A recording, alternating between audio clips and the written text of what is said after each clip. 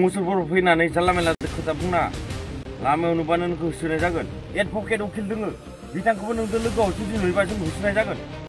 Hello लोगोफोर, फैलायबाय मोनसे आपडेट बा मोनसे बाथ्राफोर माखासे बाथ्राफोरखौ लानानै नोंथांमोनजों सावरायनो होननानै आरोना। आसा खालामो नोंथां बयबो मोजाङैनो दं, आंबो मोजाङैनो दङ। दिनै जों सावरायनो गोनां बाथ्राया जाहैबाय जोंनि बिटिसिनि बागै आरोना लोगोफोर। जोंनि खोनानायाव जोंनि हास्थायनाय बादि जों रायजो राजानि लुगैनाय बादिब्ला नैबे बोसोरावनो सनितपुर बिश्वनाथ गासैबो बिटिआरनि इलेक्सनावहाय भट मोनथारनो नांगौ आरोना, भट होनो मोनथारनांगौ आरो बियाब दाफामनायफोरा बियाबा बारिनांगौ आरोना, 40-60 जाथारनांगौ। जिहेतु सनितपुरहालागै मोनसे गुबुन मोनसे बियाब जाथारनांगौ आरोना रायजो राजा नोंथांमोन।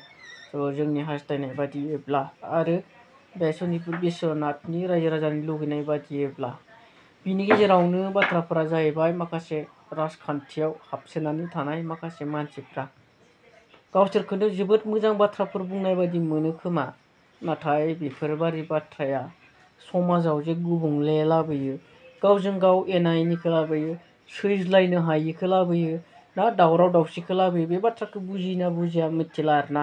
नाथाय आंनि नोजोराव बिसोर बुजिया जानो हागौ, बेखायसो बेबायदि दावरावखौ लाबोबाय थायो, दावराव खालामबाय थायो गावजों गाव। सोरखौबा होसोगोन, सोरखौबा होसोनाय जाथारगोन, बेफोरबादि बाथ्राखौ दिनै खुगानिफ्राय दिहुनगासिनो माखासे मानसिफोरा। आवगायाव जेरै जोङो ना बिटिसि इलेक्सन समाव बेबायदिमोन होननानै सिगांनिखौ जों मिथियो, नुबोदों आरो बुङोबो गोबाङानो। दिनैबो बिथांमोन जायफोरा खुगानिफ्राय बेफोर बाथ्राखौ ओंखारदों बिसोर बेबायदिनो खालामफिननो सानदों नामा जोंनि बिटिसिखौ ना लोगोफोर? सासे मानसिया नै दाखालि बावैसो जोङो जिंगा बिलाव थांखांबाय, जिंगा बिलनि बाथ्राखौ लानानै बिक्रमखौ होसोनायनि बाथ्रा, आरो दिनैबो नै सासे बुंबावदों आरोना होसोनायनि बाथ्रा। जामारगोन बादि मोनदों आरो आं ना, दा बिटिसि इलेक्सनावहाय जामारगोन बादि मोनदों। रायजो राजा नोंथांमोन, सेंग्रा देरफुनाय गासैखौबो सांग्रां जानायखौ आं हास्थायो। मोजाङै था, गावबा गाव मोनजादों गावबा गाव था, बिसोरजों खिलामा होफानानै लाब गैया। बिसोरो बुला बुसि जानानै जिउबो गोमालायनो हागौ। खोनासंनानै ला मा बुंदों, माबायदि बाथ्राफोरखौ बुंदों दिनै ना। आं दहायसो मबाइलाव नुदोंमोन आरोना, बेखायनो भिडिअखौ बानायब्रबनाय जाबाय लोगोफोर, नायनानै ला। मुसुरफोर फैनानै जानला मेनला खोथा बुंना लामायाव नुबानो नोंखौ होसोनाय जागोन। एडभकेट उकिल दोङो बिथांखौबो नोंजों लोगोआव जुदि नुयोबा जों होसोनाय जागोन। बिक्रम, नों मुसुरफोर फैनानै जानला मेनला खोथा बुंना लामायाव नुबानो नोंखौ होसोनाय जागोन। एडभकेट उकिल दोङो बिथांखौबो नोंजों लोगोआव जुदि नुयोबा जों होसोनाय जागोन।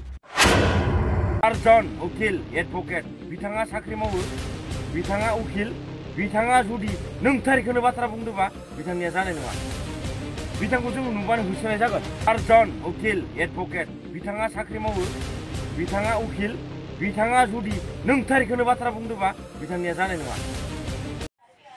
नोंथांमोन बयबो खोनाबाय आरोना मा बुंदों। दिनै जोंनि समाजाव बेफोरबायदिया गोबां बांलांबाय। रायजो राजा नोंथांमोना मा सानो बेफोरबायदि मानसिफोरनि फारसे कमेन्ट खालामदो, आरो आंनि बुंनायफ्रा गोरोन्थि जादोंबा अननानै आंखौबो निमाहा खालामगोन आरोना। आंनि साननायखौ आं फोरमायबाय नोंथांमोन बयनोबो। जा ना मोजाङै मावै दाङै जा, आलो गोजोनै अनलायनानै था, जिहेतु जोंनि गेजेराव गोजोना फैबायब्ला बेनो आरोना लोगोफोर। भिडिअखौ गोलाव खालामनो सानाखै, एसेयावनो फोजोबबाय आरोना। बाय।